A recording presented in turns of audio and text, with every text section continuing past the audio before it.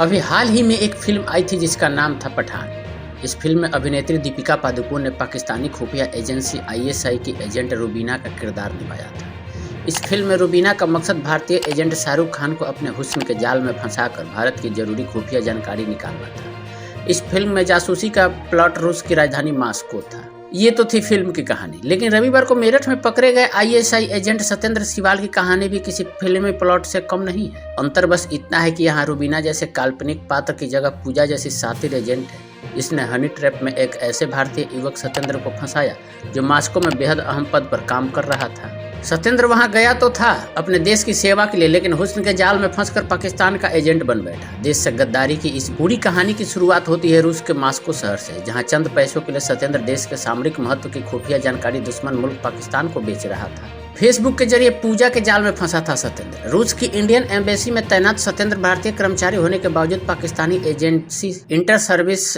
Intelligence यानी ISI के लिए काम कर रहा था। दरअसल मॉस्को में तैनाती के दौरान सत्येंद्र सिवाल फेसबुक के जरिए एक महिला के संपर्क में आया था। जिस महिला के संपर्क में सत्येंद्र आया था वो असल में पाकिस्तानी खुफिया एजेंसी आईएसआई की एक ट्रेड एजेंट थी, जिसने पूजा नाम से फर्जी फेसबुक प्रोफाइल बनाई थी।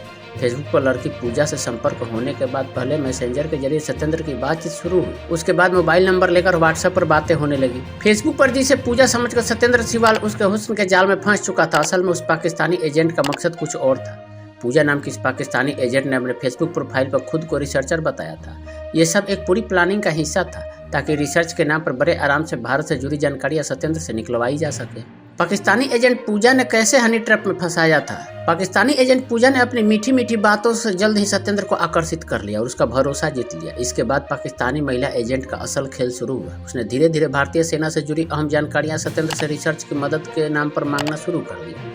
यहीं से सत्येंद्र उसकी जाल में फंस गया। जब टॉप सीक्रेट जानकारी लेने का समय आया तो पाकिस्तानी एजेंट ने उसे पैसे का लालच भी दिया और सत्येंद्र उसके झांसे में आ गया। आईएसआई पाकिस्तानी एजेंट सत्येंद्र को अपने हनी ट्रैप में फंसा चुकी थी। हनी ट्रैपिंग एक तरह की जासूसी है जिसमें राजनीतिक, सामरिक या मौद्रिक उद्देश्य के लिए रोमांटिक या यौन संबंधों का उपयोग किया जाता है। इसके बाद सत्येंद्र उस पाकिस्तानी महिला एजेंट पूजा के इशारे पर अपने ही देश के खिलाफ काम करने लगा था। देश से जुड़ी गोपनीय जानकारियां अपने हैंडलर्स को भेजता ही था। उनके इशारे पर दूसरों को भी इस जाल में फंसाता था। सत्येंद्र साल 2021 से मॉस्को में भारतीय दूतावास में IBSA यानी इंडिया बेस्ड सिक्योरिटी असिस्टेंट के पद पर कार्यरत था।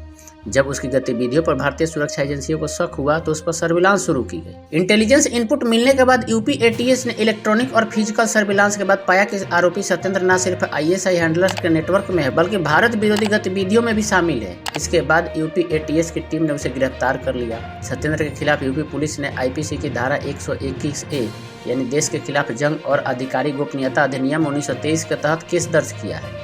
गिरफ्तारी के बाद उसे लखनऊ लाया गया है, जहां ATS हेडक्वार्टर में उससे कड़ी पूछताछ चल रही है। इस पूछताछ में केंद्रीय जांच एजेंसियां भी शामिल हो सकती है। सेना और विदेश मंत्रालय से जुड़ी गुप्त जानकारी भेज चुका था पाकिस्तान। आरोपी जासूस सत्येंद्र सिवाल हापुड़ जिले के शाह महिउद्दीनपुर गांव का रहने वाला है। वो मॉस्को स्थित भारतीय दूतावास में IBAS के पद पर तैनात था। उस पर आरोप है कि उसने ISI के हैंडलर्स को भारतीय दूतावास, रक्षा मंत्रालय, विदेश मंत्रालय और भारतीय सैन्य प्रतिष्ठानों की महत्वपूर्ण गोपनीय सूचना दी है।